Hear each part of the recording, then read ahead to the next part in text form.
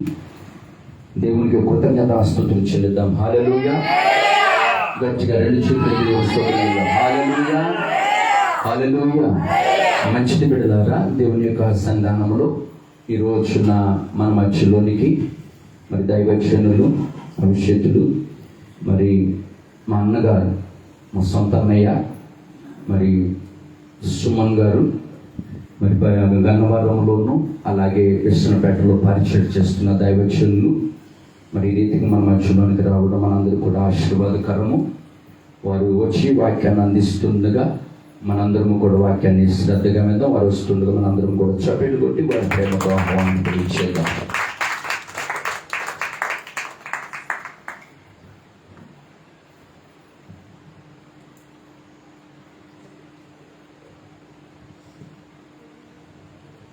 దేవుని నామ మీ అందరికీ నా వందనాలు, అలాగే దైవజనులు కూడా నా వందనాలు. దేవుని మహాకృపను బట్టి, దేవుడు ఇక్కడికి నడిపించిన విధానాన్ని బట్టి దేవునికి స్తుతులు చెల్లిద్దాం. హల్లెలూయా, హల్లెలూయా. ప్రార్థన చేసుకుందాం. మహోన్నతమైన మా ప్రియ పరలోకపు తండ్రి, ఈ మహాకృపను బట్టి, ప్రేమను బట్టి ప్రభువా, ఇదిగో ప్రభువా, క్రాంతి దైవజనులు నడిపించుతున్నటువంటి ఈ యొక్క గుడివాడ పట్టణంలో, ఈ యొక్క సంఘంలో దేవా, నీవు నడిపించిన విధానాన్ని బట్టి నీకు స్తుతులు చెల్లిస్తున్నాం ప్రభువా. ఇదిగో ప్రభువా, ఇక్కడ కూడి ఉన్నటువంటి ప్రతి ఒక్కరును ప్రభువా ఎంతో ఆతృతతో ఎదురు చూస్తూ ఉండగా ప్రభువా, నీ కృపను అనుగ్రహించండి. వారికి కావలసినటువంటి ప్రతి మేలులను జయకరంగా వారికి జరిగించండి ప్రభువా. నీ కృప చూపించండి ప్రభువా. నీ కృప ఈ సన్నిధి నుండి, ఈ సన్నిధిలో కూడుకున్నటువంటి ప్రతి ఒక్క దేవుని బిడ్డల నుండి ఎల్లప్పుడూ దూరం కాకుండా ప్రభువా, వారి గృహాలలో, వారు చేస్తున్న పనులలో ప్రభువా, వారి బిడ్డల యందును, వారి యొక్క పాడి పంటల యందును ప్రభువా, వారి వృత్తి పనుల యందును ప్రభువా, నీ కృపను అనుగ్రహించి వారికి ఎల్లప్పుడూ మేలులను జయకరంగా జరిగించి అనేక ఆత్మలను ఈ సన్నిధికి నడిపించే విధంగా వారిని బలమైన సాధనాలుగా వాడుకోమని నీ కృపను అనుగ్రహించమని ఈరోజు దేవా, ఇదిగో ప్రభు, ఇప్పటి వరకు పాటల ద్వారాను దేవా, నీ యొక్క ఆ యొక్క మనవుల ద్వారాను ప్రభు, ప్రతి ఒక్క ఆత్మ నశించిపోకుండా, ప్రతి ఒక్క ఆత్మ స్వస్థత పొందుకొని, ప్రతి ఒక్క ఆత్మ దేవ ఆత్మీయ మేలులు పొందుకొనడానికి దేవ నీ కృపను అనుగ్రహించి పేరున వారి కొరకు ప్రార్థన మనవులను చేసి ఉండగా దైవజనులు ప్రభు ఆ మనవులు ఆలకించి నీ కృపను అనుగ్రహించి వారికి సంపూర్ణ విడుదలను, స్వస్థతను, దేవ మేలులను దయచేయమని, అలాగే నీ ప్రభు ఇప్పుడు నేను వాక్య భాగంలోనికి వెళ్ళబోతుండగా ప్రభు నీ పరిశుద్ధాత్మ అభిషేకము ద్వారా మీరే నాతో మాట్లాడమని, నా నోటి ద్వారా మీరే మాట్లాడమని నీ కృపను అనుగ్రహించి ముందుకు నడిపించి ప్రతి ఒక్కరి ఆత్మలలో ప్రభు ఆ యొక్క వాక్యము ప్రతిఫలించి అభివృద్ధి చెంది అనేక ఆత్మలు రక్షించబడే సాధనాలుగా వాడుకోననిమ్మని యేసుక్రీస్తు వారి పరిశుద్ధ నామమున అడుగుచున్నాము తండ్రి, ఆమేన్.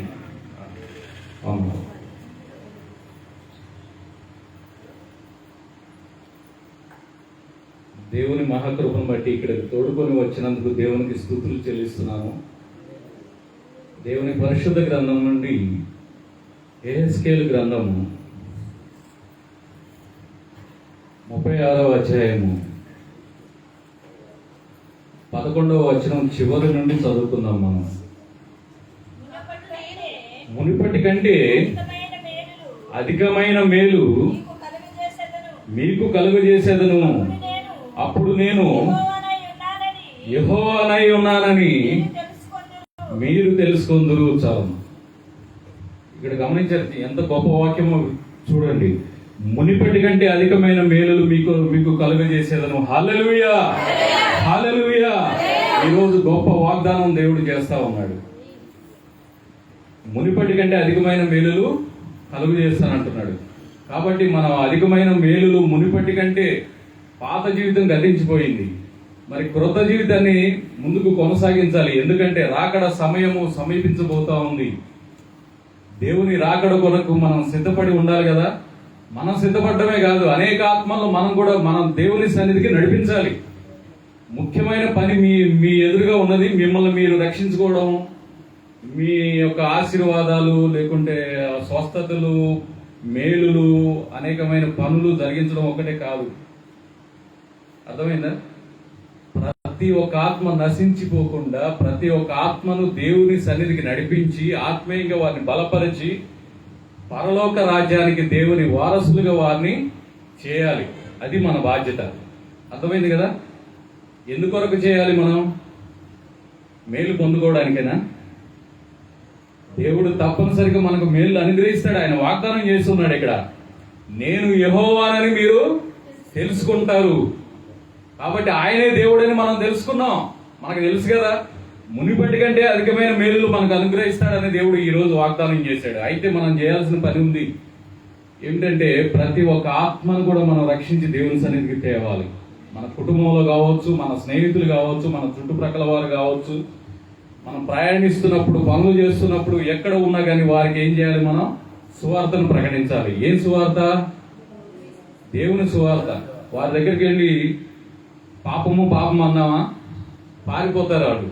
ఇది ఎక్కడ పోతారు బాబు, పాపం పాపం అంటున్నారని. అసలు పాపం అంటే ఏంటి మనకు తెలుసా? చాలా మంది దైవజనులు చెప్తూ ఉంటారు పాపము పాపము పాపం అని. అసలు పాపం అంటే ఏంటి? పాపం ఎలా వచ్చింది? అంతకు ముందు కూడా పాపం ఉందా? ఉంది. సాతానుడు ఏం చేశాడు? దేవుని యొక్క ఆజ్ఞని అతిక్రమించి మనసులో గర్వించడం చేత పాపం చేశాడు కదా. కాబట్టి సహోదరి చెప్పినట్టుగా ఆజ్ఞాతిక్రమమే పాపము. పాపం వల్ల ఏమొస్తుంది? మరణం వస్తుంది కదా. మరి మరణించడానికి మనల్ని దేవుడు సృష్టించాడా? ఆదామును దేవుడు మరణించడానికి సృష్టించాడా? ఎప్పుడైనా ఆలోచించారా? బైబిల్లో చూడండి, 2వ అధ్యాయంలో ఉంటుంది. ఆదికాండం 2వ అధ్యాయంలో మరణించడానికి దేవుడు సృష్టించలేదు. దేవుడు మానవులను మరణించడానికి సృష్టించలేదు. దేవుడు మానవులను ఎల్లప్పుడూ తనతో సహవాసం కలిగి జీవించడానికి దేవుడు సృష్టించాడు. మరి ఆదాము దేవునితో సహవాసం కలిగి ఉన్నాడా? వేరుగా ఉన్నాడా? ఆదాము అవ్వ ఎవరితో సహవాసం కలిగి ఉన్నారు? దేవునితో సహవాసం కలిగి ఉన్నారు. మరి ఆ సమయంలో భూమి కానీ, ఆ సమయంలో ఆదాము యొక్క ఆరోగ్యం కానీ అవేమైనా పాడైపోయినాయా? మనలాగా రోగాలు వచ్చాయా? లేకుంటే కష్టపడి చెమటోడ్చి సంపాదించాడు ఆదాము ఏమన్నా మొదట్లో? మరి దేవుని మాట వినకపోవడం వల్లనే ఏమైంది? పాపం ప్రవేశించింది. పాపం అనగా మరణం వచ్చింది. కానీ దేవుడు ఏం చేశాడు? తన కరుణ కృప కటాక్షముల చేత క్షమించాడు. దేవుడు ఎవరిని? ఆదాముని క్షమించి ఏం చేశాడు? ఒక గొర్రెను వధించి చర్మపు చొక్కాయిలు చేసి దేవుడు ఆదాము అవ్వలకు ఇచ్చాడు. ఎందు నిమిత్తం? అది మొదటి బలి ఎవరిచ్చారు? దేవుడే. ఎందుకొరకు? ఆదాము ఆజ్ఞాతిక్రమమైన పాపము చేయడం వలన దేవుడు క్షమించబడడం కోసం దేవుడు ఏం చేశాడు? ఆ యొక్క బలి చేయించాడు కదా. కాబట్టి ఆ రోజే పాపక్షమాపణ దొరికింది. కానీ మరణం పోయిందా? పోలేదు. మరణం తప్పదు. 1000 సంవత్సరాల తర్వాత దేవుడు మరణాన్ని ఆ ఆదాముకు అనుగ్రహించాడు. అంటే 930 సంవత్సరాలు దాదాపుగా కదా, అంతే కదా. 930 సంవత్సరాలు బ్రతికాడంటే దగ్గర దగ్గర 1000 సంవత్సరాలు బ్రతికినట్లే కదా. కాబట్టి మరి మనం కూడా బ్రతుకుతామా 1000 సంవత్సరాలు? కానీ బ్రతుకుతాం. 1000 సంవత్సరాలు ఈ భూమి మీద ఉండబోతున్నాం మనం. మీకు తెలుసా? మనం కూడా మొదటి ఆదాము దేవుడు ఎప్పుడైతే సృజించాడో అప్పటి ఆదాము వలె మనము కూడా ఈ భూమి మీద ఎటువంటి అనారోగ్య సమస్యలు కానీ, ఎటువంటి చెమటోడ్చడం కానీ, అర్థమైందా, ఏ ఇబ్బందులు లేకుండా మనం కూడా ఈ భూమి మీదకి రాబోతున్నాం. ఎలాగో తెలుసా? ఆత్మీయ శరీరంతో, రక్త మాంసాలు లేనటువంటి ఆత్మీయ శరీరంతో. అదేంటి రక్త మాంసాలు లేకుండా శరీరం ఎలా ఉంటుంది అనవచ్చు. ఈ శరీరము ఎక్కడికైనా ప్రయాణించగలదు. మనకు ఉదాహరణకు ప్రభువైన యేసుక్రీస్తు వారు మరణించి తిరిగి లేచిన తర్వాత 40 దినాలు ఈ ప్రజలందరికీ కనబడ్డాడు. ఆయన ఎలా కనబడ్డాడు? ఆత్మీయ శరీరంతో కనబడ్డాడు ఆయన. ఆ ఆత్మీయ శరీరానికి మరణం ఉండదు. నిత్యము జీవించే ఉంటాం. ప్రభు అయిన యేసుక్రీస్తు వారు ఆ యొక్క శిలువ మరణం ద్వారా మన పాపాలను క్షమించబడే విధంగా ఆయన మరణాన్ని నుండి తిరిగి లేచాడు కాబట్టి, ఆయన ఆత్మగా మహిమ శరీరాన్ని ధరించుకున్నాడు కాబట్టి మనము కూడా మహిమ శరీరాన్ని ధరించుకుంటాం. అర్థమైందా? మహిమ శరీరాన్ని మనం కూడా ధరించుకుంటాం కాబట్టి మనకు చావు అనేది ఉండదు. చావు అనేది లేకుండా ఉండాలంటే మనం ఏం చేయాలి? మరి ఈ లోకంలో ఉన్నప్పుడే, ఈ లోకంలో 70 లేక 80 సంవత్సరాలే. ఎందుకని 70-80 సంవత్సరాలు? 1000 సంవత్సరాల నుండి 70-80 సంవత్సరాలకి ఎందుకు పడిపోయింది? గమనించండి. ఇప్పుడు ఆలోచించారా? నోహు కాలం వరకు ఈ భూమి లోపల నుండి ఏమొచ్చింది? ఆవిరి బయటకు వచ్చింది. వర్షం లేనప్పుడు భూమి లోపల నుండి ఆవిరి రావడం ద్వారా పంట పండింది. ఎవరు పండించలేదు అప్పుడు? సేద్యం ఎవరు చేయలేదు. ఆదికాండం మీరు చదవండి, జాగ్రత్తగా మనసు పెట్టి చదివితే అనేకమైన చరిత్ర, అనేకమైన సత్యాలు ఉంటాయి దానిలో. బయటకు కనబడేది ఒకటి, లోపల అనేకమైనటువంటి సత్యాలు ఉంటాయి అర్థం చేసుకోగలిగితే. దేవుడైన యెహోవా భూమి మీద వాన కురిపించలేదు. మరి ఎట్లా దడిచింది? అయితే ఆవిరి భూమి నుండి లేచి నేల అంతటిని తడిపెను. హల్లెలూయా, హల్లెలూయా. ఆ విధంగా చెట్లు, చేమలు, గొప్ప గొప్ప వృక్షాలు ఇవన్నీ పండినాయి కదా. పెద్ద పెద్ద వృక్షాలు. ఈ రోజున రాక్షస బొగ్గ ఎక్కడ దొరుకుతుంది? కనుల్లో దొరుకుతుంది కదా. మరి ఆ బొగ్గంతా ఎక్కడిది? నోహు కాలం ముందటి నుండి పండినటువంటి పంట నుండి వచ్చినటువంటి ఆ యొక్క నేలలో లోపలికి వెళ్ళిపోయి, ఆ జలప్రలయం ద్వారా లోపలికి వెళ్ళిపోయినటువంటి ఆ యొక్క చెట్లు మొత్తం అన్ని పడిపోయినాయి కదా. 40 దినాలు 40 పగళ్ళు 40 రాత్రులు వర్షం కురవడం ద్వారా ఏమైపోయింది? భూమి అంతా నిండిపోయింది. కాబట్టి దాని ద్వారా ఆ బొగ్గు తయారైంది. అప్పటి నుండి ఇప్పటి వరకు నిలవ ఉండడం ద్వారా రాక్షస బొగ్గుగా ఈ రోజు మనం ఏం చేస్తాం? దాన్ని వాడుకుంటున్నాం. అది ఎవరిచ్చారు? భూమి ఇచ్చిందా? దేవుడే మన కొరకు ఏం చేశాడు? తన రక్షణ ప్రణాళిక ద్వారా దేవుడు మన కొరకు సిద్ధపాటు చేసి ఉంచాడు. ఈ రోజున కరెంట్ కానీ అనేకమైనటువంటి పనుల కొరకు కానీ ఆ బొగ్గుని ఉపయోగిస్తున్నాం. నల్ల బంగారం అంటాను. అటువంటి గొప్ప దేవుడు మరి ఎందుకు ఈ నేలను శపించాడు? ఆయన నేలను తడిపేశాడు. ఎందుకు తడిపేశాడు?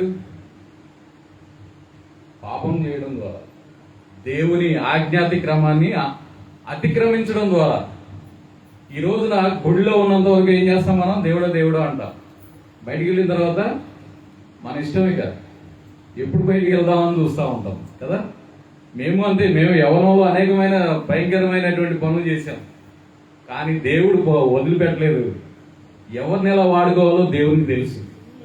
ఈ రోజున మేము కొండాన్ని పిలుస్తాం, జగన్ బాబు తెలుసు, మా గురించి కూడా చాలా విషయాలు తెలుసు. అటువంటి వాడినైనా ఈ గుడివాడలో కానీ అనేక విధాలుగా చెడ్డగా తిరిగినా కానీ దేవుడు ఏం చేశాడంటే ఈరోజు పట్టుకున్నాడు నన్ను, నా తమ్ముడిని పట్టుకున్నాడు, మా కుటుంబాన్ని అభిషేకించి దేవుడు వాడుకుంటున్నాడు. ఎందువలన? ఎన్నికలేని వారమైన మమ్ములను, ఎందుకు పనికిరాని వారమైన మమ్ములను, అర్థమైందా? దేవుడు వాడుకుంటాడు. ఎందుకంటే దేవుని యొక్క యాజక సమూహం. హల్లెలూయా, హల్లెలూయా. దేవుని సేవకులంటే చాలా మంది అనుకుంటారు. చూడండి ఒకసారి యెషయా గ్రంథం 61వ అధ్యాయము.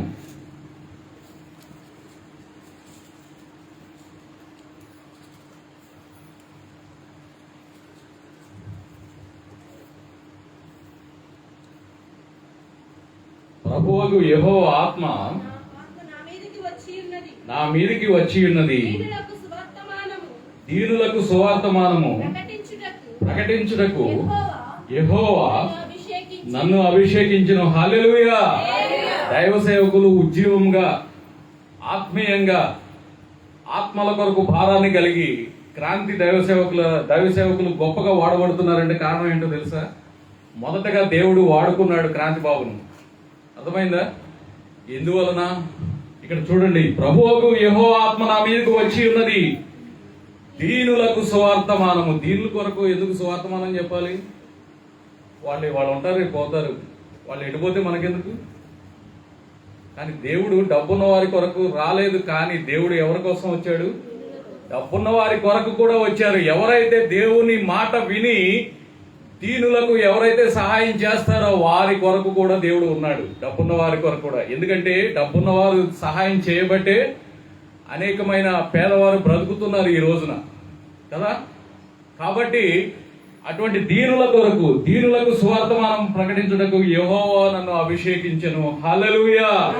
ఈ రోజున దీనులకు అభిషేకించడం కొరకు, దీనులకు సువార్తమానం ప్రకటించడం కొరకు. సువార్తమానం ఏంటది?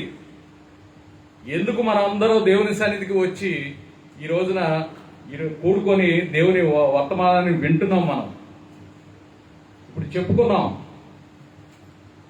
ఏమని, ఆవిరి ద్వారా దేవుడు ఆ యొక్క చెట్లు చేమలు పండించాడు. నేల తడపబడి అవి పండించాడు. తర్వాత ఏమైంది మరి? జలప్రళయం వచ్చింది, అయిపోయింది. తర్వాత దేవుడు ఏం చేశాడు? అప్పుడు ఏం తిన్నారు? ఆవిరి ద్వారా పండిన పంటను స్వచ్ఛంగా అందరూ తిన్నారు. అవి వెజిటేరియనా, నాన్ వెజా? మనకు ఆదివారం వస్తే అందరికి నాన్ వెజ్ ఖచ్చితంగా కావాలి, అవును కదా. నాన్ వెజ్ లేకపోతే ఎవరు బ్రతకలేము. కాబట్టి దేవుడు మొదటగా మనకి ఏమిచ్చాడు? వెజిటేరియన్ ఇచ్చాడు. స్వచ్ఛమైన ఆకులు, అలములు, పండ్లు, పలహారాలు అన్ని తినమని ఇచ్చాడు. అందులో వెజిటేరియన్ ఉంది, మాంసాహారం ఏమీ లేదు, నాన్ వెజ్ ఏమీ లేదు. కానీ నాన్ వెజ్ ఎప్పుడు తినమన్నాడు దేవుడు? నోహు జలప్రలయం తర్వాత నోహు కుటుంబాన్ని దేవుడు ఆశీర్వదించి మీరు ఫలించి అభివృద్ధి చెంది ఈ యొక్క అప్పుడు లేవు మరి చెట్లు చేమలు ఏమీ లేవు. అర్థమైందా? చెట్లు చేమలు ఉన్నాయా? ఎటు చూసినా కానీ వర్షమే ఉంది. మరి జంతువులు ఉన్నాయి వాళ్ళ ఎదురుగా, జంతువులను తినమన్నాడు దేవుడు, ఆజ్ఞాపించాడు. అందుకని మనం ఈ రోజు వరకు తింటున్నాం. మరి అప్పుడు వరకు ఆ నేల ఆవిరి ద్వారా ఆ యొక్క పంట పండింది కదా. మరి తర్వాత ఏమైంది? మీకు వర్షాకాలం, వేసవికాలం, శీతాకాలం ఇవన్నీ ఎట్లా వస్తున్నాయి మీకు తెలుసా? ఎప్పటి నుండి వస్తున్నాయి తెలుసా మీకు? నోహు ప్రళయం తర్వాత నుండే వస్తున్నాయి ఇవన్నీ.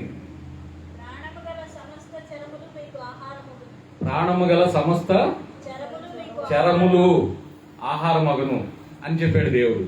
అలాగే ఆ యొక్క ఋతువులు కలుగు చేశాడు దేవుడు. ఎప్పుడు కలుగు చేశాడు? నోహు జలప్రలయం తర్వాత ఋతువులు కలుగు చేశాడు. వర్షాకాలము, వేసవికాలము, శీతాకాలం.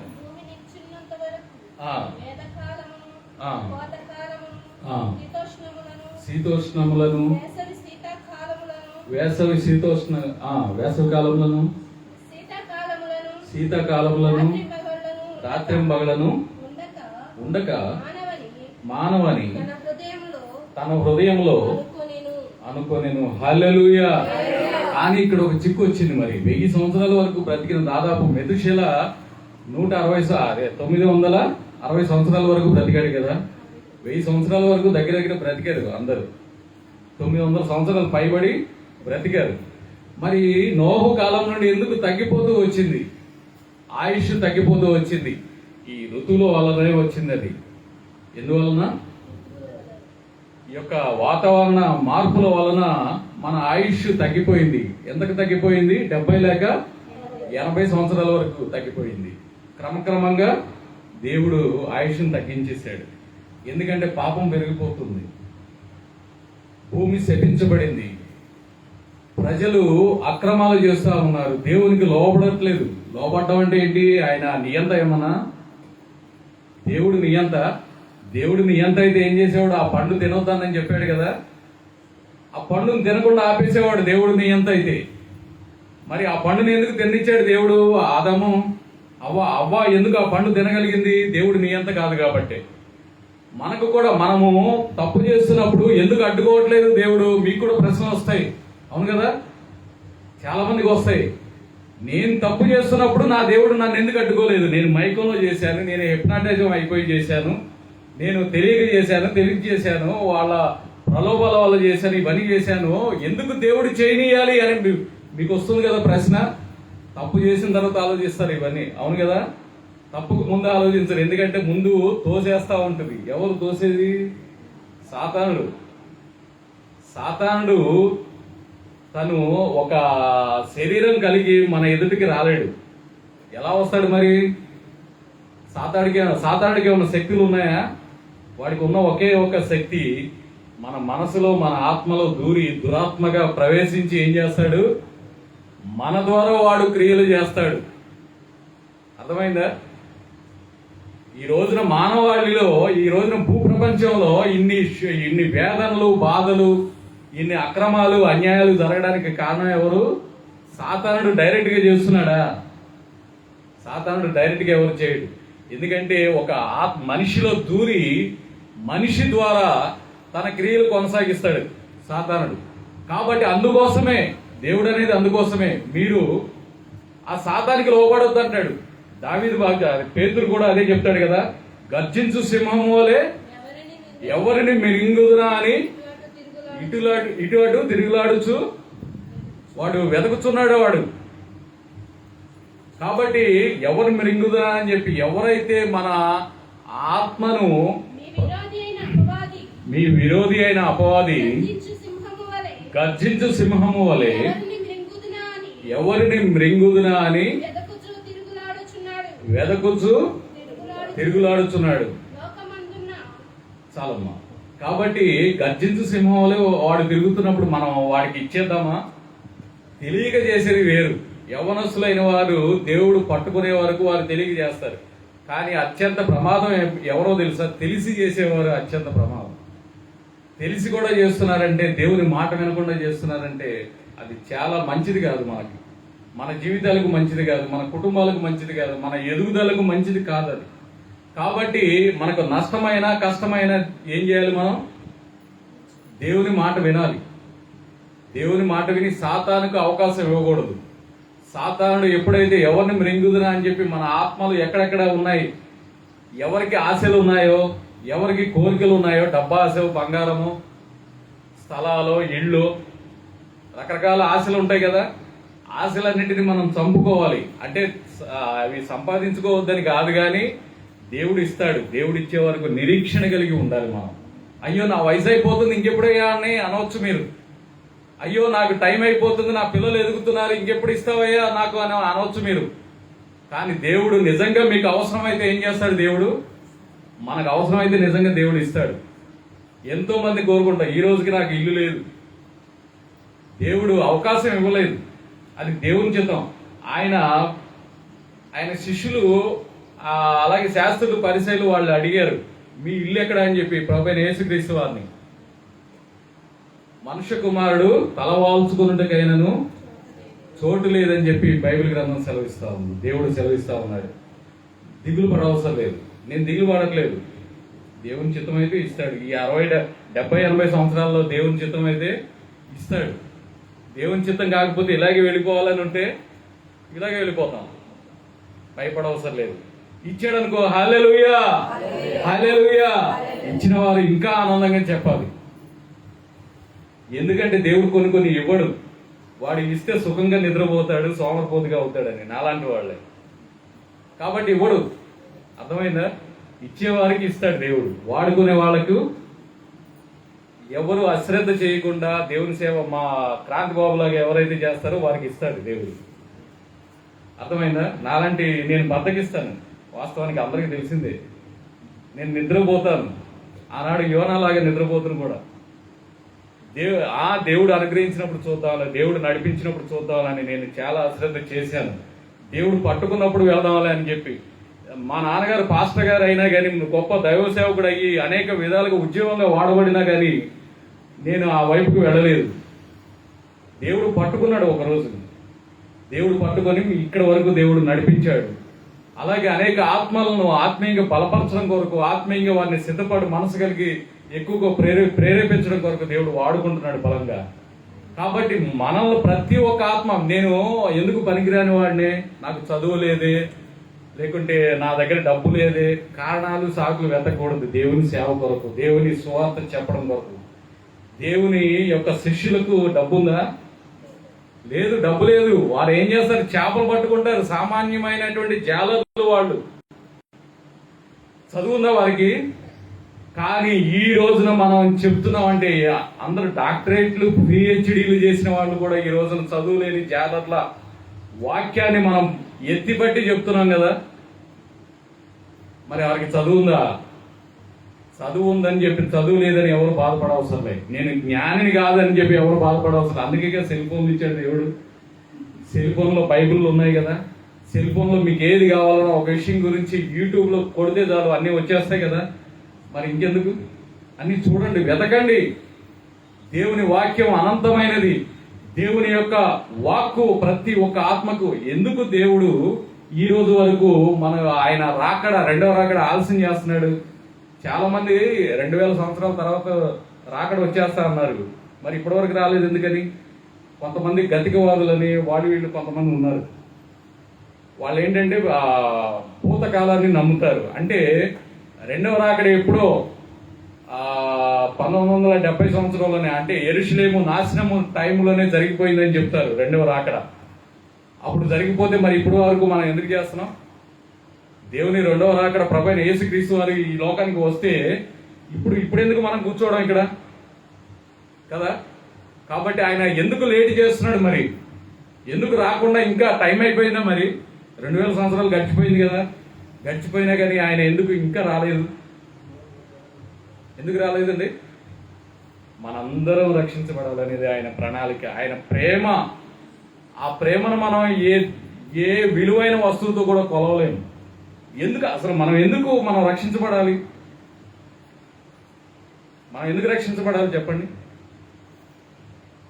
మనకు జీవితం ఉంది, అనంతమైన జీవితం ఉంది, నిత్యము జీవించే ఒక జీవితం ఉంది మనకు. ఈ భూమి మీద కూడా మనం జీవిస్తాం. 1000 సంవత్సరాలు ఈ భూమి మీదకి రాబోతున్నాం మనం. అర్థమైందా? అందుకొరకే దేవుడు రాకడను లేట్ చేస్తున్నాడు.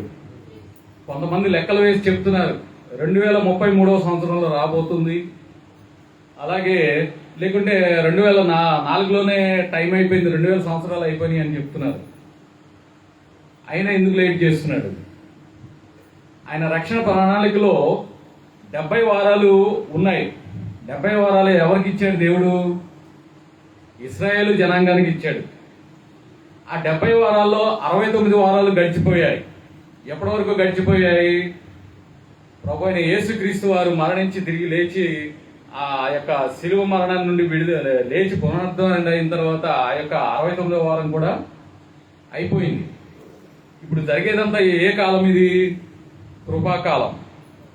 ఈ కృపాకాలంలో ఎవరు రక్షించబడతారు? అన్యులైనటువంటి మనందరం ఎవరు? క్రైస్తవులమా? ఇతర మతాల నుండి, ఇతర కులాల నుండి మనం వచ్చిన వాళ్ళమే ఇక్కడ కూర్చున్న వాళ్ళం. మనమేమి మొదటి నుండి క్రైస్తవులం కాదు.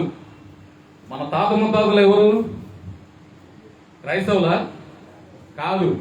కానీ క్రైస్తవ్యం 2000 సంవత్సరాల్లో మొదటగా ఇక్కడ ఈ యొక్క భారతదేశంలో 2000 సంవత్సరాల ఆ సమయంలోనే ఈ లోకానికి వచ్చింది.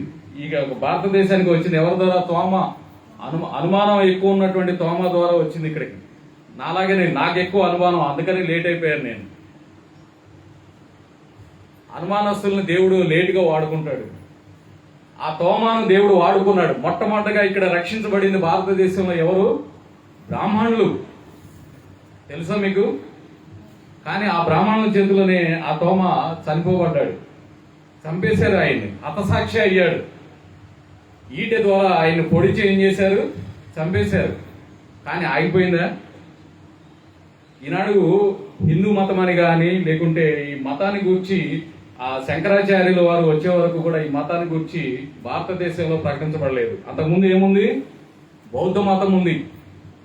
అంతకుముందు ఏముంది?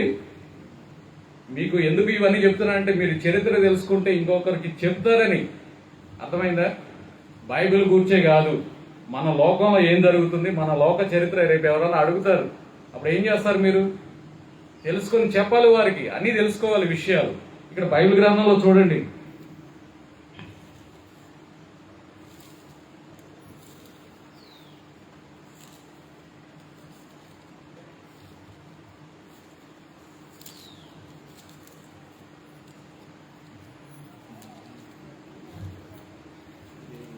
హోషేయ గ్రంథం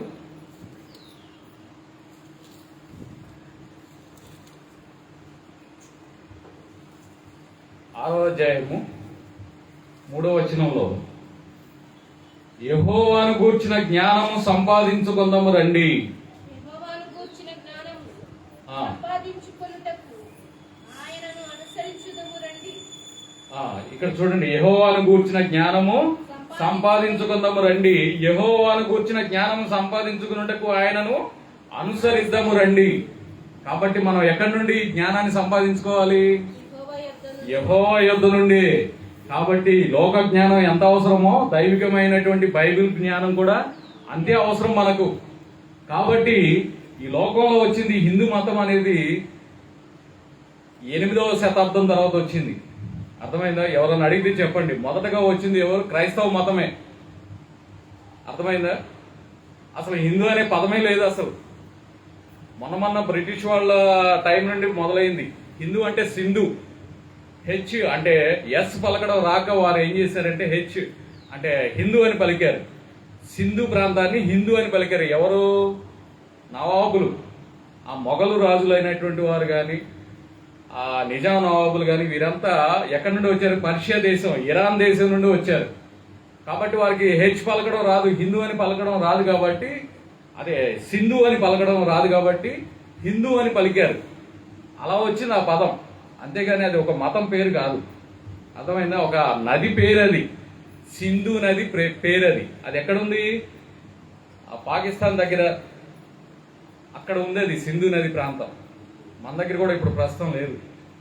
అర్థమైందా? ఇది చరిత్ర. కాబట్టి మరి విగ్రహారాధన ఎలా మొదలైంది? మన పూర్వీకులు విగ్రహారాధికులైనా కాదు, విగ్రహారాధకులు కాదు. వేదాల్లో విగ్రహారాధన లేదు. వేదాల్లో విగ్రహారాధన లేదు. తెలుసుకోవాలి మీరు. వేదాల్లో విగ్రహారాధన లేదు.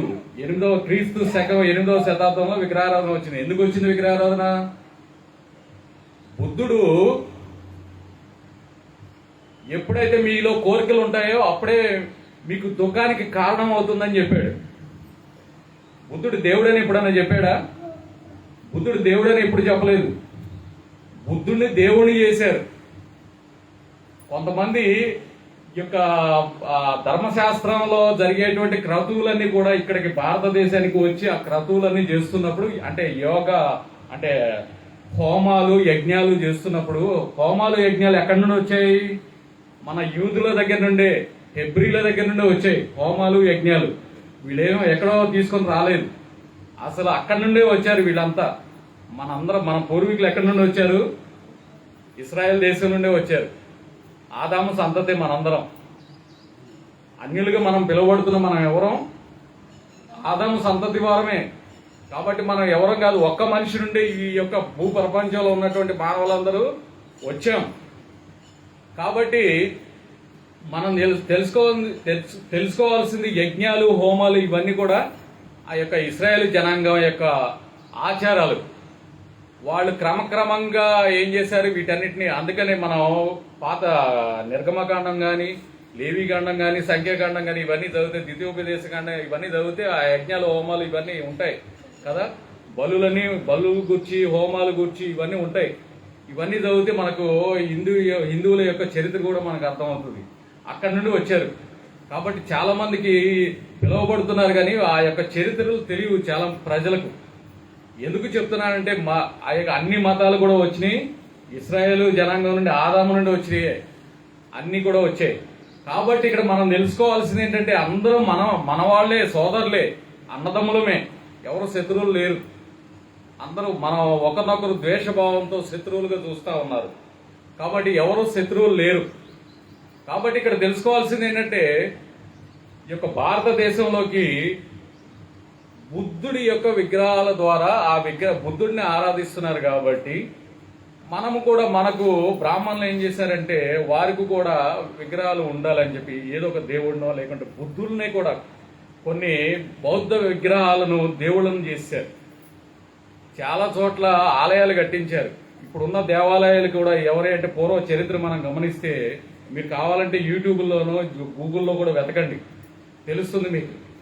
వింటున్నారా? ఆ యొక్క బుద్ధుల యొక్క విగ్రహాలనే దేవుళ్ళని చేశారు, మారు పేర్లు పెట్టి. ఈ రోజున పేర్లు వద్దులేండి. కాబట్టి వ్యాపారం అయిపోయింది. దేవుడు అంటే వ్యాపారం అయిపోయింది. నిజమైన అది పూర్వం నుండి ఉన్నటువంటి దేవుళ్ళు కాదు. కాబట్టి మన క్రైస్తవులు కూడా వ్యాపారులే ఉన్నారు.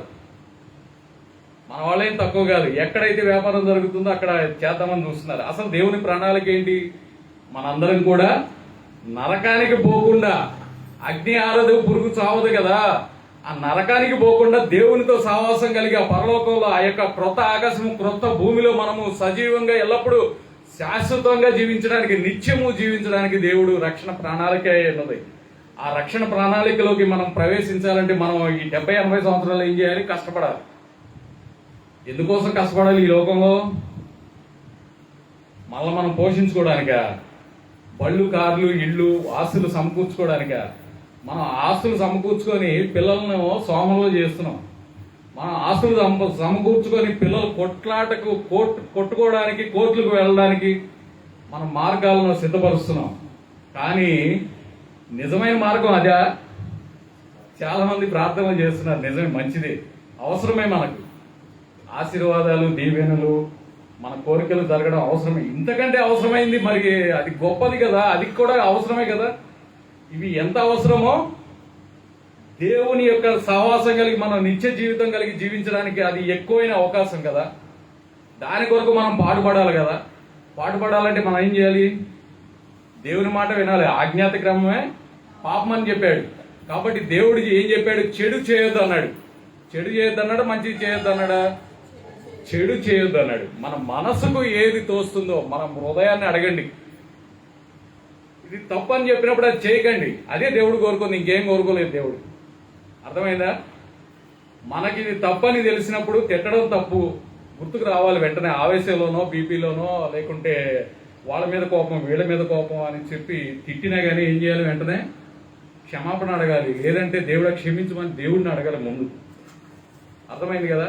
తప్పు చేసినా కానీ ఒకవేళ ఆవేశంలో తెలిసి తెలియక అసంకల్పిత ప్రతీకార చర్యగా ఎవరన్నా తప్పులు చేసినా కానీ ఏం చేయాలి?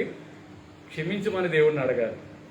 దేవుడు క్షమిస్తాడు. ఎటువంటి తప్పు చేసినా దేవుడు క్షమిస్తాడు. నువ్వు కావాలని చేస్తే దేవుడు ఎప్పటికీ క్షమించలేడు. తెలిసి కూడా తప్పు చేసావంటే దేవుడు క్షమిస్తాడా? క్షమించడు. గుర్తుపెట్టుకోండి. కాబట్టి మనందరం కూడా ఈ దేవుని సేవకులు కష్టమైన నష్టమైన ఇన్ని సమకూర్చి ఈ సేవ జరిగిస్తున్నారంటే, అలాగే నేను కానీ అనేక మంది ఈ ప్రపంచంలో ఉన్నటువంటి దైవ సేవకులందరూ ఇంత కష్టపడి సేవ చేస్తున్నారంటే అర్థం ఏంటి? ఎవరి కొరకు? వాళ్ళ స్వార్థం కొరక సంపాదించుకుని ఏం చేస్తారు? ఎవరు కూడా గొప్ప గొప్ప వాళ్ళందరూ ఏమైపోయారు? వెళ్ళిపోయారు, పితరులు అయిపోయారు, పూర్వీకులు అయిపోయారు. మనం ఉన్నాం ఇక్కడ, ఇప్పుడు ప్రజెంట్ గా మనం ఇక్కడ కూర్చొని ఉన్నాం.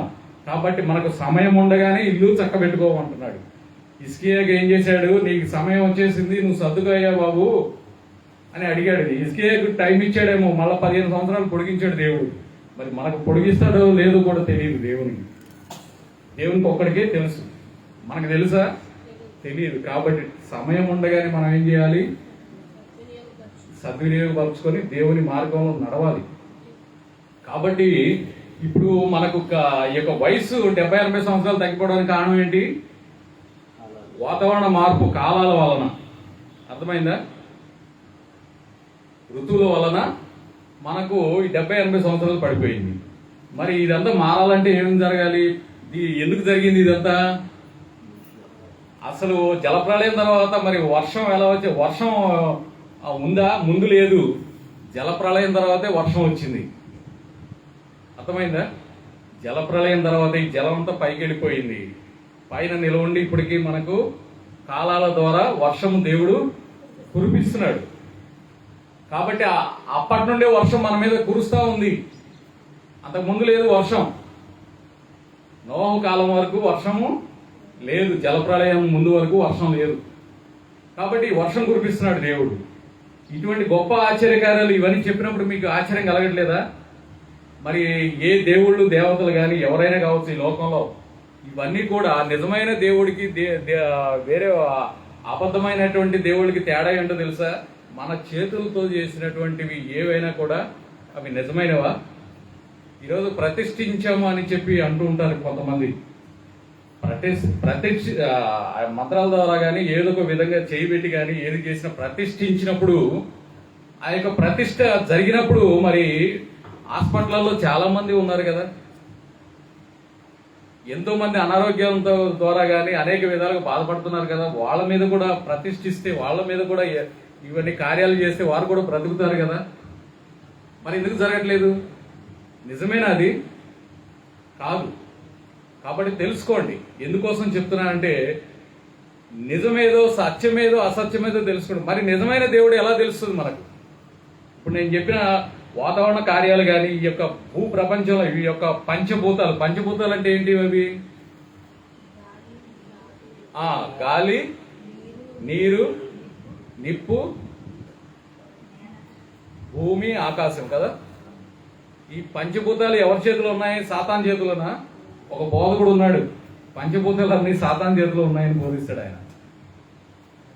అలాగే సాతాను యొక్క శక్తి చీకట్లో ఉందట. చీకటిని ఎవరు సృష్టించారు?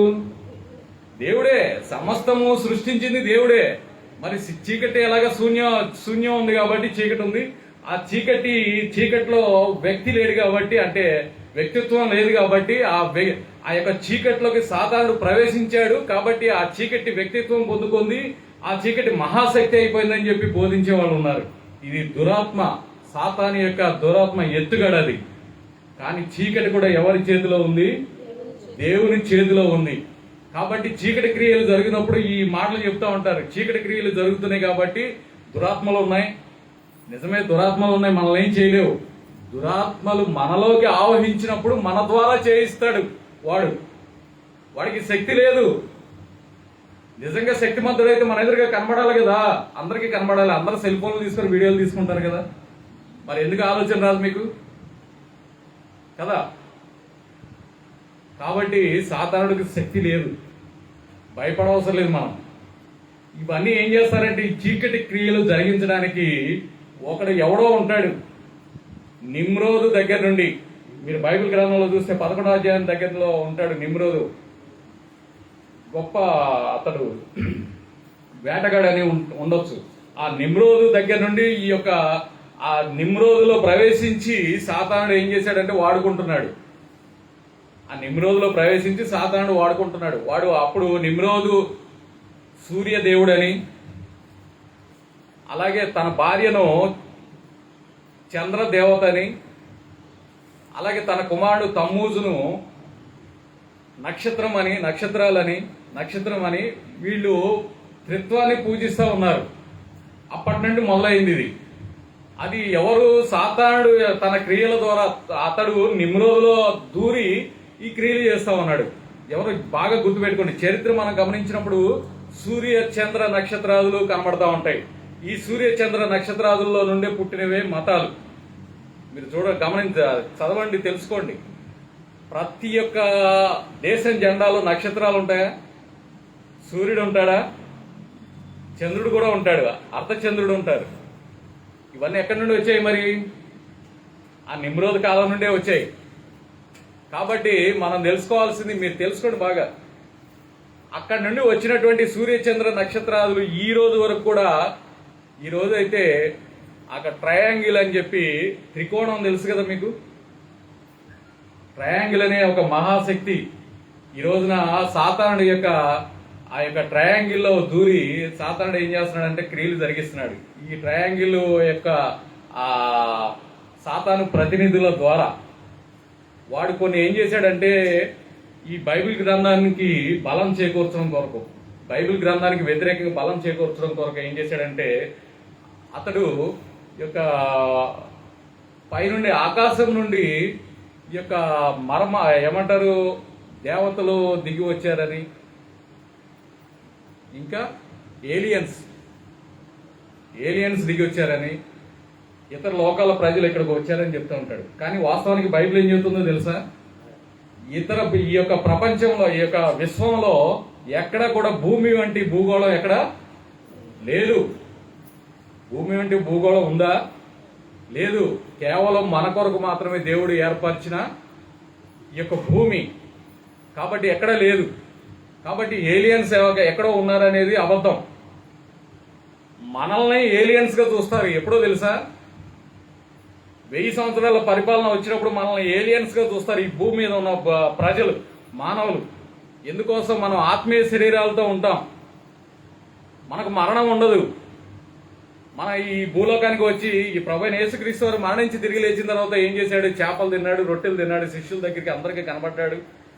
ఎక్కడికైనా వెళ్ళిపోగలిగే శక్తిమంతుడిగా ఆ యొక్క గృహాల్లో కూడా ప్రవేశించాడు, తలుపులన్నీ వేసి ఉండగా. కానీ మనం కూడా అలాగే ఉంటాం. కాబట్టి మన ద్వారా వాళ్ళకి ఇబ్బంది కాబట్టి అప్పుడు ఏం చేస్తారంటే మనం ఏలియన్స్ అనుకొని మన మీద యుద్ధాలు చేస్తారు. ఇది తేడా తెలుసుకోండి. అందుకని సినిమాలు ఏం చేస్తున్నారంటే ముందు ఇది తీసేస్తున్నారు, అక్కడెక్కడో ఏలియన్స్ ఉన్నారని. ఇదంతా ఎవరు చేస్తున్నారు? సాతానుడు వారిలో దూరి ఏం చేస్తున్నాడు? ఈ యొక్క దేవుడికి వ్యతిరేకమైన పనులు చేయిస్తున్నాడు. కాబట్టి నమ్మకండి, ఏలియన్స్ లేవు, దురాత్మలు లేవు. దురాత్మలు ఉన్నా కానీ మనల్ని ఏం చేయలేవు. మనం అవకాశం ఇస్తే అప్పుడు దురాత్మలు మన మీద పనిచేస్తాయి. అర్థమైంది కదా? మనం అవకాశం ఇవ్వకపోతే అవేం చేయలేవు మనల్ని. కాబట్టి ఇవన్నీ సత్యాలు తెలుసుకోండి. దేవుని వాక్యాన్ని ఈ విధంగా తెలుసుకోగలిగితే ఏలియన్స్ అనేవి మనల్ని ఏమీ చేయలేవు, అసలు లేవవి. లేనప్పుడు అవేం చేస్తాయి మనల్ని? చంద్రుడి దగ్గరికి మనం వెళ్ళగలమా? ఈ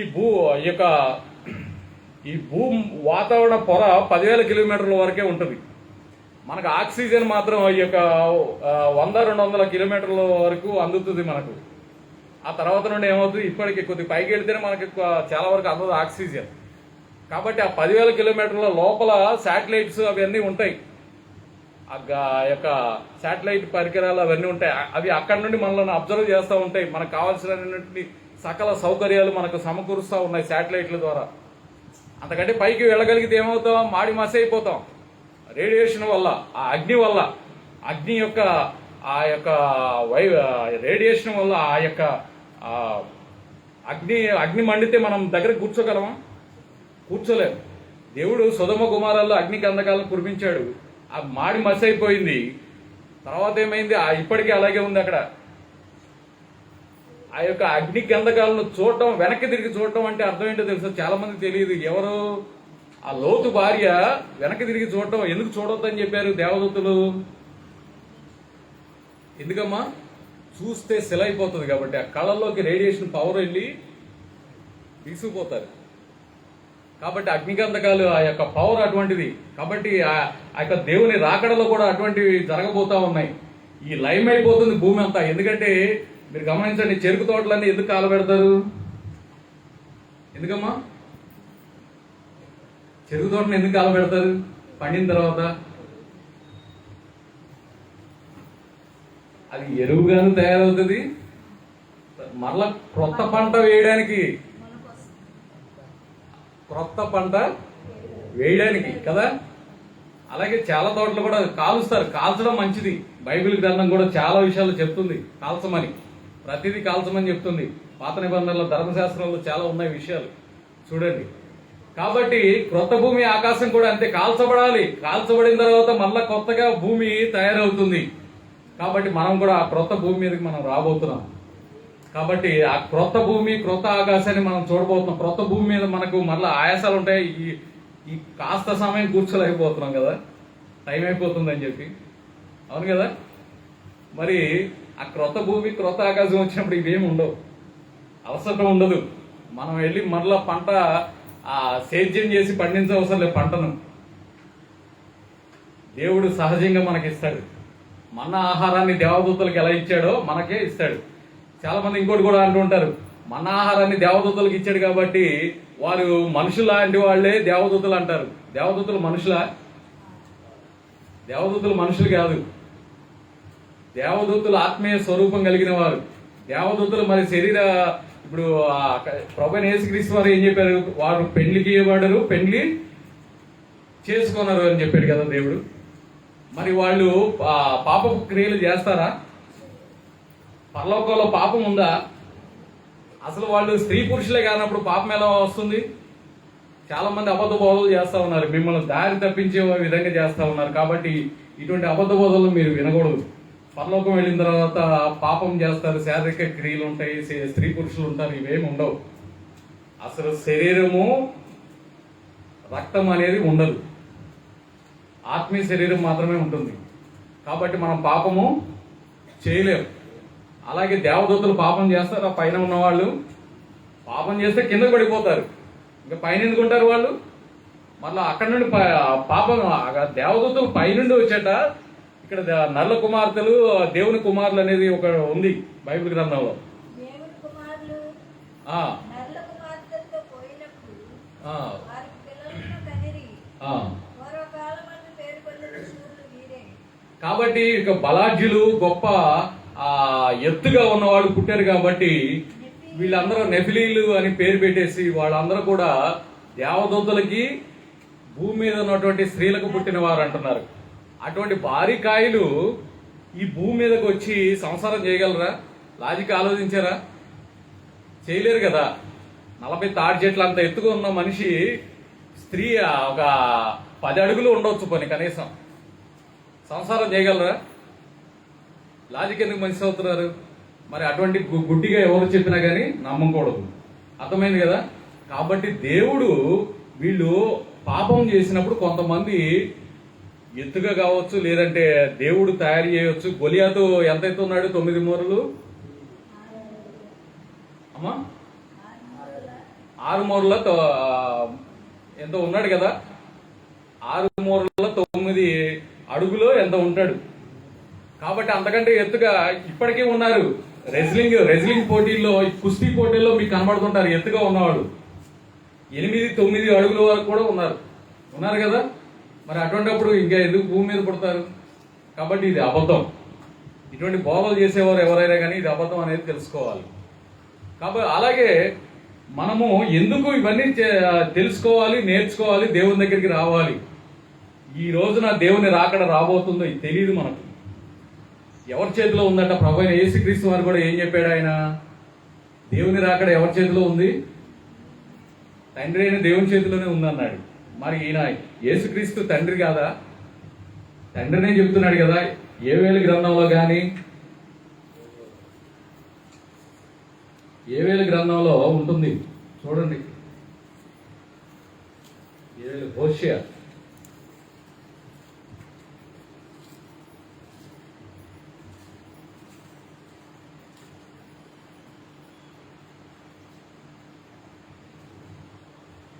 6వ అధ్యాయం 1వ వచనం నుండి చదువుకుందాం. హోషేయ గ్రంథం. మనము యెహోవా యొద్ద నుండి మరలుదము రండి. ఆయన మనలను చీల్చి చేసెను, ఆయన మనలను స్వస్థపరచును, ఆయన మనలను కొట్టెను, ఆయన మనలను బాగు చేయును.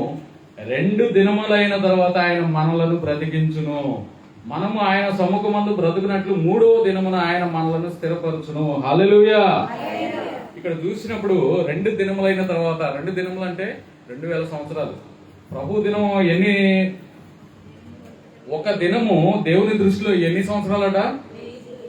1000 సంవత్సరాలు అని ఎక్కడ ఉంది? పేతురు రాసిన 2వ పత్రిక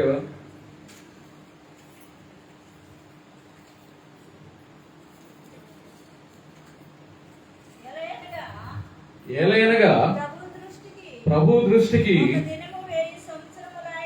ఒక దినము 1000 సంవత్సరములవలెను. 1000 సంవత్సరములు ఒక దినము వలె ఉన్నవి. ఇక్కడ 1000 సంవత్సరాలు ఒక దినము. అందుకని దేవుడు లేట్ చేస్తా ఉన్నాడు. ఆయన దృష్టిలో ఒక దినము 1000 సంవత్సరాలు, లేదంటే 1000 సంవత్సరాలే ఒక దినము కూడా. దేవుడు కాలాలకు అతీతుడు. మీరు గుర్తుపెట్టుకోండి. కాలం ఉంది కదా. చాలా మంది హేతువాదులు కానీ వీళ్ళందరూ ఏమంటారు? దేవుడైతే కనబడమని అంటారు. లేకుంటే దేవుడు ఉన్నాడంటే ఏ కాలంలో ఉన్నాడు ఏంటి? కొంతమంది లక్షల వేల కోట్ల సంవత్సరాలు కాలాలు చెప్తారు. ఇవన్నీ దేవుని చేతిలో ఉన్నాయి. కాబట్టి దేవుడు మనకు అనుగ్రహించింది మాత్రం 7000 సంవత్సరాలు మాత్రమే. అర్థమైందా? కాబట్టి దేవుని రాకడ అతి సమీపంగా ఉంది. ఇక్కడ గమనించినప్పుడు ఇక్కడ హోషేయ గ్రంథం 6వ అధ్యాయము 2వ వచనంలో 2 దినములైన తర్వాత ఆయన మనలను బ్రతికించును. 2 దినములు అంటే 2000 సంవత్సరాలు. ఇక్కడ బైబిల్ గ్రంథంలో క్లియర్ గా ఉంది. చాలా మంది అంటారు 2000 సంవత్సరాలు అని బైబిల్లో లేదంటారు, కానీ ఉంది. ఆయన ఇక్కడ మనము ఆయన సమ్ముఖమందు బ్రతుకున్నట్లు 3వ దినమున ఆయన మనలను స్థిరపరచును. 3వ దినమున ఆయన మనలను స్థిరపరచాడు. 3వ దినం ఏదో తెలుసా? 1000 పరిపాలన, 1000 సంవత్సరాల దినం అది. కాబట్టి ఆ 3వ దినమున 1000 సంవత్సరాలు మనం భూమి మీద బ్రతికుంటాం. 1000 సంవత్సరాలు మనం బ్రతికుంటాం. మరలా భూమి మీదకి రాబోతున్నాం మనం. కాబట్టి మనకెందుకు భయం? ఈ జీవితం ఇక్కడితో ఆగిపోదు. మీరు అనుకుంటారు ఇంతే జీవితం అని. లేదు. మనం ఈ కొద్ది జీవితంలో కనుక ఈ దేవునికి నమ్మకంగా ఉండగలిగితే ఆ కొద్ది జీవితాన్ని 1000 సంవత్సరాలుగా దేవుడు మరలా తీసుకొస్తాడు. దేవుడు భద్రంగా తీసుకొస్తాడు. హల్లెలూయా. అప్పుడు ఎవరు రాజుగా ఉంటారు? ట్రంప్ ఉంటాడా? మన మోడీ గారు ఉంటారా? చంద్రబాబు నాయుడు గారు ఉంటారా? ఎవరు ఉండరు. మనకు రాజుగా ఉండేది ఎవరు? ఆ దేవుడే, ప్రభు అయిన యేసుక్రీస్తు వారే. హల్లెలూయా, హల్లెలూయా. మనకు రాజుగా ఆయనే ఉంటాడు. మన అసలు వాస్తవానికి ఆయనే రాజు. కానీ మనుషులు ఏం చేశారు? మాకు ఒక రాజు కావాలి, మాకు పరిపాలకుడు కావాలని చెప్పి ఒత్తిడి తీసుకొచ్చి ఏం చేశారు? రాజుని ఏర్పరచుకున్నారు. మొదటగా దేవుడు రాజుని ఏర్పాటు చేయలేదు, ఆయనే రాజుగా ఉన్నాడు. స్వేచ్ఛ స్వాతంత్రాలతో దేవుడు ఏం చేశాడు? వాటిని ప్రజలను ఏం చేశాడు? పరిపాలించాడు. స్వేచ్ఛ స్వాతంత్రాలు ఇచ్చాడు. బానిసలకు చూడలేదు, మనకు పనులు వేయలేదు, మనల్ని హింసించలేదు, వేధించలేదు, మనల్ని ఇబ్బందులు పెట్టలేదు, మనం తీసుకెళ్ళి అవి ఇబ్బందులు పెట్టలేదు. ఎవరన్నా ఏదైనా తప్పు చేస్తే వాడు చనిపోయిన తర్వాత శిక్ష, అది నరకం అనే శిక్ష మాత్రమే ఏర్పాటు చేశాడు, కానీ ఇంకా మరేమి శిక్ష ఏర్పాటు చేయలేదు. మరలా మనము ఆ స్వచ్ఛమైన పరిపాలన, దేవుని పరిపాలన రాబోతుంది. కాబట్టి దేవునికి ప్రార్థన చేద్దాం. అందరూ తల్ల వంచండి. ప్రభు అయిన యేసుక్రీస్తు వారు మనకు రాజుగా రాబోతున్నాడు. ప్రభు అయిన యేసుక్రీస్తు వారు మనకు ఆ యొక్క రాజుగా, పరిపాలకుడుగా, ఆ యొక్క నీతి సూర్యుడిగా, ఆ సమయంలో 1000 ఏండ్ల పరిపాలన సమయంలో మనకు సూర్యుడు ఉండడు, చంద్రుడు ఉండడు. అందరూ తల్ల వంచి ప్రార్థన చేయండి అమ్మా. దేవుని యొక్క మహాకృపను బట్టి, ప్రేమను బట్టి, దేవా ఇదిగో ప్రభు, నీతి సూర్యుడిగా నీవే మా విశ్వానికి రాజుగా నీవు మరల భూలోకానికి రాబోతున్నావు ప్రభు. ఆకాశ మేఘారుడువై, దేవాది దేవుడివై, ఒక్క దేవుడివై నీవు రాబోతుండగా, నీ నామము యెహోవా అని తెలియపరుచుండగా, నీ నామము యేసుక్రీస్తు అని తెలియపరుచుతుండగా, తండ్రి యొక్కయు కుమారుని యొక్కయు పరిశుద్ధాత్ముని నామములోనే ప్రార్థన చేయమని చెప్పావు. నామము అనేది ఒకటే అని చెప్పావు. తండ్రి నామము, కుమారుని నామము ఒక్కటే అని చెప్పిన విధంగా ప్రభువా, ఇదిగో ప్రభువా నీ కొరకు ఎదురు చూస్తా ఉన్నాము. నీవే నీతి సూర్యుడిగా మాకు వెలుగు అనుగ్రహించబోతూ ఉండగా ప్రభువా, నీవే గొప్ప వెలుగుగా ఈ ప్రపంచానికి వెలుగు ఇవ్వబోతుండగా, అప్పుడు సూర్యుడు చంద్రుడు లయమైపోవును, సముద్రాలు ఉండవు అని నీ వాక్యము ద్వారా సెలవిచ్చిన విధంగా ప్రభువా, ఇదిగో ప్రభువా నూతన భూమిని, నూతన ఆకాశాన్ని నీవు ఏర్పాటు చేసి, దేవా ఎటువంటి ఆ ఏసీ రూముల కంటే కూడా గొప్ప ప్రశాంతత, నెమ్మదిని కలుగు చేసేటువంటి జీవితాన్ని మా కొరకు సిద్ధపాటు చేసి ఉన్నావు ప్రభువా. అన్యులేమి, యూదులేమి, దేవ పితరులేమి, ఆదాము మొదలుకొని ఈ రోజు వరకు ఉన్నటువంటి ప్రతి ఒక్క మానవుని రక్షించి, దేవా ఆ ప్రతి ఒక్క ఆత్మకు దేవాది దేవుడివై ఈ లోకంలో పరిపాలన చేయబోతా ఉన్నావు ప్రభువా. మీకు వందనములు, స్తుతులు, స్తోత్రములు ప్రభువా.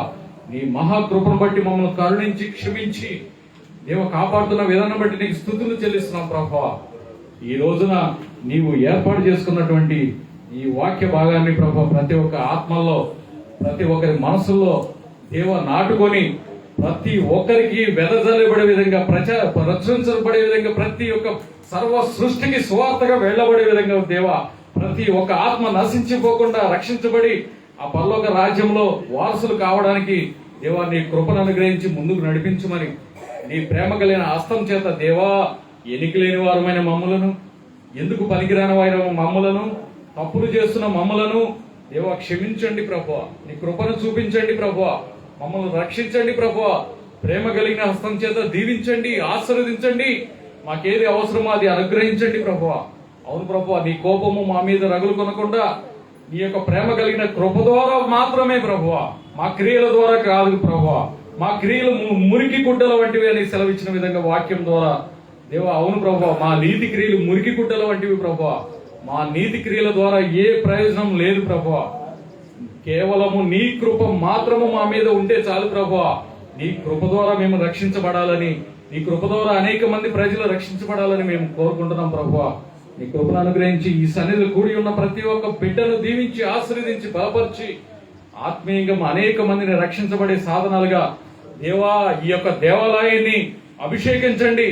ఎక్కడైతే 2-3 నా నామమున కూడుకుంటారన్నారో అక్కడ వారి మధ్యలో నీవు ఉంటానని సెలవిచ్చిన విధంగా ప్రభువా దేవాలయంలో మేము కూడుకుని ఉన్నాము. దేవా నీ పరిశుద్ధాత్మ ద్వారా అభిషేకించి ఈ దేవాలయం అనేక మందికి మాదిరికరంగా ఆ దైవ సేవకుడి ఉజ్జీవ ప్రార్థన ద్వారా, ఉజ్జీవ ప్రసంగం ద్వారా, ఉజ్జీవ ప్రార్థనల ద్వారా ప్రభువా ఎంతో మందిని రక్షిస్తూ ఉండగా మరింత బలముగా వాడుకోనండి. అనేక ఆత్మలను నశించిపోకుండా ముందుకు నడిపించడానికి గొప్ప సాధనముగా వాడుకోనండి ప్రభువా. వారి కుటుంబాన్ని దీవించండి, బలపరచండి. వారి కుమారుడు కుమార్తెలకు గొప్ప దేవా ఆ యొక్క ప్రయోజనకరమైనటువంటి దేవా నీకు ఆ యొక్క సేవార్థమై నీ యొక్క బలమైన సాధనాలుగా వాడబడే సాధనాలుగా దేవా వారిని తీర్చిదిద్దండి ప్రభా. క్రమశిక్షణ కలిగి నీ యొక్క దైవికమైన ఆత్మ శక్తితో, అభిషేక శక్తితో ముందుకు నడిపించండి ప్రభువా. నీ యొక్క కృపా కాంతి వారి యొక్క గృహం మీద ఎల్లప్పుడూ సదాకాలము దీవించి దేవ సదాకాలము ఉండును గాక. ఆమేన్. దేవుని కృపా హస్తము చేత ఈ యొక్క సన్నిధిలో ఉన్నటువంటి ప్రతి ఒక్క బిడ్డ కుటుంబాల మీద ఎల్లప్పుడూ దేవుని యొక్క కృప సదాకాలము ఉండును గాక. నీ కృపను అనుగ్రహించండి మా కుటుంబం మీద కూడా ప్రభువా. అనేక శోధనలు, అనేక వేదనలు దేవ నీవు ఎందు నిమిత్తం అయితే పెడుతున్నావో ఆ శోధనలు జయించడానికి, ఆ కృపను దేవ తిరిగి పొందుకొనడానికి నీ కృపను అనుగ్రహించి నీ యొక్క బలమైన సాధనంగా మేము వాడబడడానికి నీ కృపను అనుగ్రహించమని దేవా ఇట్టి ధన్యతను నీవు ఇచ్చినందుకు నీకు స్తుతులు చెల్లిస్తూ దేవా నీవు నా ద్వారా మాట్లాడిన జీవ వాక్కును ప్రతి ఒక్కరి హృదయాల్లో ఫలింపజేసే విధంగా నీ కృపను అనుగ్రహించమని యేసుక్రీస్తు వారి అతి పరిశుద్ధ నామమున అడుగుచున్నాము తండ్రి. ఆమేన్.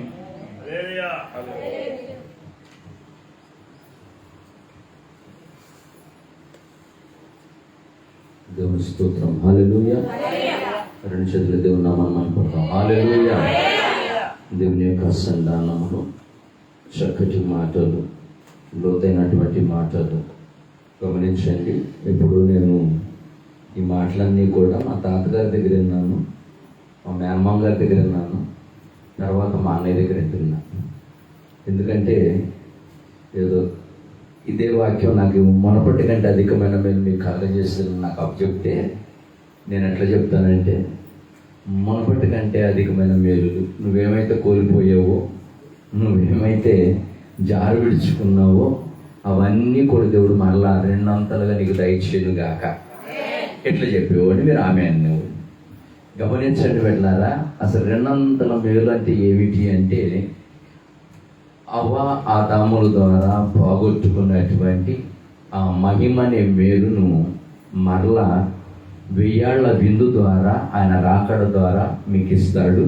మధ్యలో అన్నీ కూడా అవి ఆకారము లేనివి, మనుషుల చేత సృష్టింపబడినవి. గమనించండి విడదారా, ఈ రెండంతల మేలు మునుపటి కన్నా అధికమైన మేలు మనం పొందుకోవాలంటే క్రైస్తవుడిగా దేవుని అంగీకరించినటువంటి మనందరిది కూడా ఇప్పుడు కలుగుతున్నటువంటి శ్రమ ఎన్నదగినవి కావు. ఇప్పుడు దాని కొరకు కాదు మనం పరిగెత్తాల్సింది, మన కొరకు సమస్తమును సిద్ధపరిచినటువంటి దేవుడు. గమనించండి, మునపటి కన్నా అధికమైన మేలు మీకు ఇవ్వబోతున్నాడు. దాని కొరకు మీరు గురి పెట్టండి.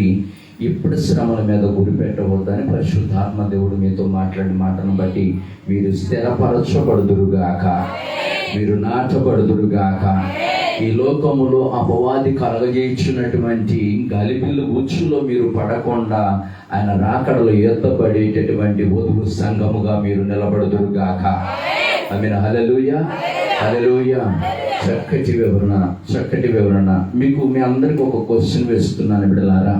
గమనించండి, శీతాకాలము, ఎండాకాలము, వర్షాకాలము, పంట కాలము, కోతకాలము, ఈ కాలాలు ఎప్పుడన్నా మీరు విన్నారా? మీ మందిరాల్లో ఎక్కడన్నా నీ సేవకుడు చెప్పినప్పుడు కానీ నేను విన్నానన్న వాళ్ళు చెయ్యొద్దండి. ఆల్మోస్ట్ ఇప్పుడు విన్నా బిడ్డలారా. గమనించండి, దేవుని యొక్క సంధానంలో నిజమే బిడ్డలారా. ఎందుకు ఈ మాటలు చెప్తున్నానంటే బిడ్డలారా, దేవుని యొక్క సంధానములో ఆయన దినములు చక్కగా మనమేమనుకుంటున్నాం కదా, ఒక్కరోజే అనుకుంటున్నాం. ఆయనేమో ఒక్కరోజును 1000 దినాలుగా భావిస్తున్నాడు. అందుకనే ఆయన ఏమంటున్నాడంటే 1000 రోజులుగా భావిస్తున్నాడు, సంవత్సరాలుగా భావిస్తున్నాడు ఆయన. మనమేమనుకో ఒక్కరోజే పోనీలే అనుకుంటున్నాం, పోగొట్టుకున్నాంలే అనుకుంటున్నాం. దాన్ని నిర్లక్ష్యం చేస్తున్నాం, సంధానాన్ని, క్రమాన్ని నిర్లక్ష్యం చేస్తున్నాం. ఆయన లెక్క పెడుతున్నాడు, అక్కడ లెక్క పెడుతున్నాడు. అందుకని మీకు ఎన్ని దినాలు? 3 సింపుల్ లేపేశాడు. ఎన్ని దినాలంట? 3 దినాల్లో ఏంటండి? మళ్ళీ బైబిల్ తిరిగేది అదే నాయక అమ్మా. 3 దినాలు చెప్పాడు. ఆ 3 దినాలు రావడం అంతా అయిపోయింది. వచ్చేది, వెళ్ళేది, అయ్యింది, అయిపోతాం అయిపోయింది కదా. ఆదివారం, శుక్రవారం, శనివారం 3 దినాలు అయిపోయినాయి గారు. మాకు తెలిసింది కూడా అదే. శుక్రవారం ఉపవాస ప్రార్థన, శనివారం శతపాటు కోడిక, ఆదివారం పరిశుద్ధ దినం, ఆదివారం ఆచరించే దినం. జాగ్రత్త బిడ్డ, దేవుని యొక్క సంధానంలో మనం పరిగెడుతున్న పరిగెత్తుడంతా కూడా గమనించండి బిడ్డలారా. పరీక్ష కాలం, కృపాకాలం. ఈ కృపాకాలంలో ఎవరైతే నిలబడతారో బిడ్డలారా, వారిని ఆయన రాజ్యానికి తీసుకువెళ్ళడానికి 3వ దినం అనగా 1000 బిందులోనికి తీసుకువెళ్ళడానికి రాబోతున్నాడు. గమనించండి, 1000 బిందులోనికి.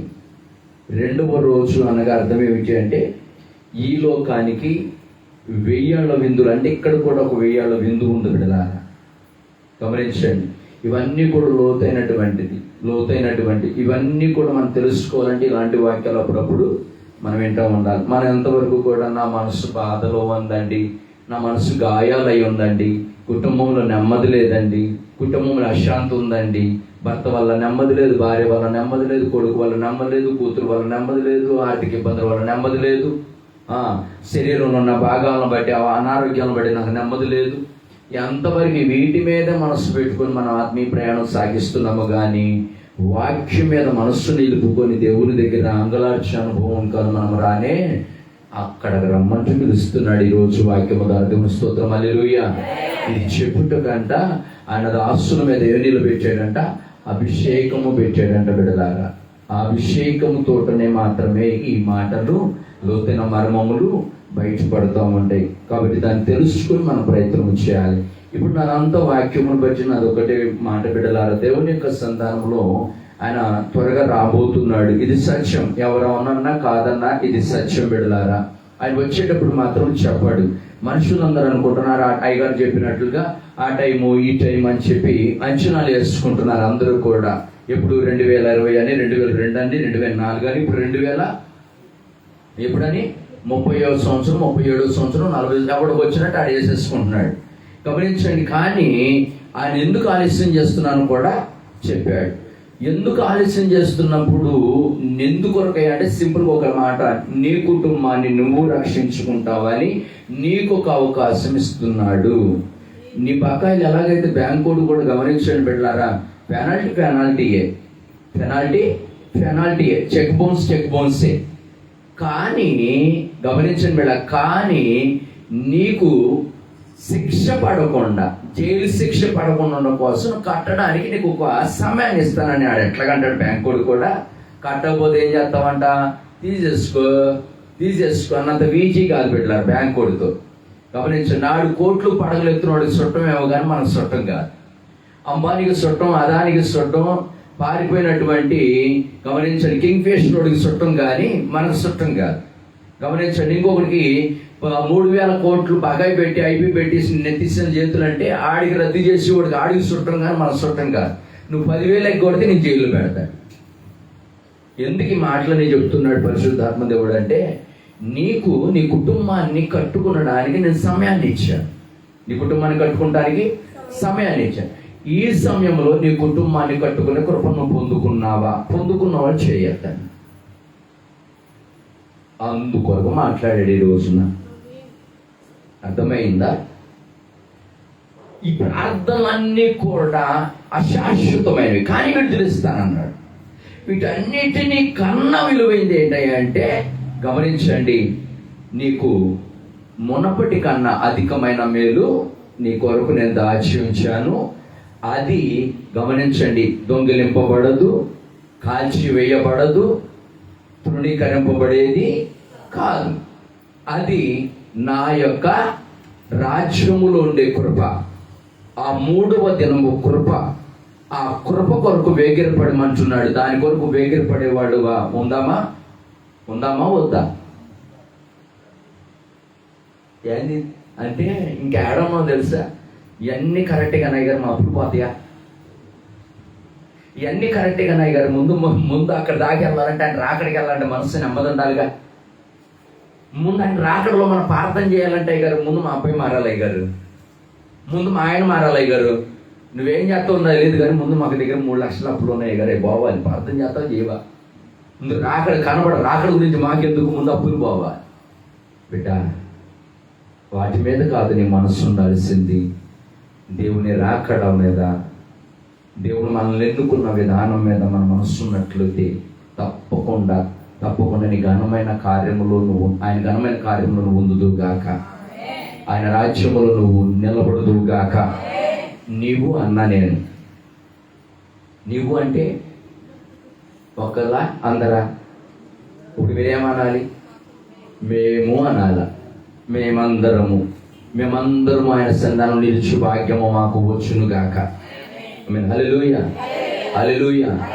కాబట్టి వీలైనంత వరకు మీ ప్రేయర్ రిక్వెస్ట్లో అందరూ వినండి బిడ్డలారా. మీ ప్రేయర్ రిక్వెస్ట్లో మీ బిడ్డల రక్షణ కొరకు చాలా మంది ప్రార్థన చేయిస్తున్నారు కానీ కొంతమంది రాయట్లా, బిడ్డల గురించి అసలు రాయట్లా. గమనించండి, నేనే గుర్తు చేసుకుని మరి రాస్తున్నా బిడ్డల రక్షణ కొరకు. ఆఖరి జగన్ బాబు ఫ్యామిలీ కూడా పిల్లల గురించి మర్చిపోయారు, నేనే గుర్తు పెట్టుకుని రాశాను. నిజంగానయ్యా,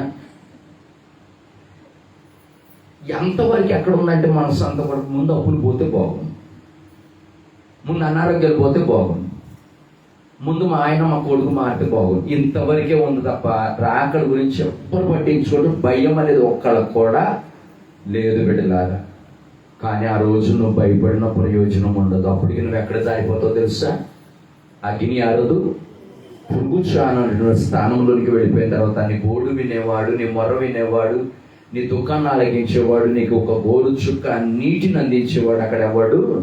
ఈ రోజున ఒక అన్నగాను, ఒక సేవకుడు గాను, ఒక తమ్ముడు గాను, ఒక కొడుకు గాను చేతులు చాచి రారా నాన్న, రామ్మ, రా తమ్ముడా, రా అన్న, రాక్క అని చెప్పి పిలుస్తున్నా కానీ దేవుని మందిరాన్ని నిర్లక్ష్యం చేస్తున్నారు, దేవుని సందాన్ని నిర్లక్ష్యం చేస్తున్నారు, పరిగెడుతున్నారు బిడ్డలారా.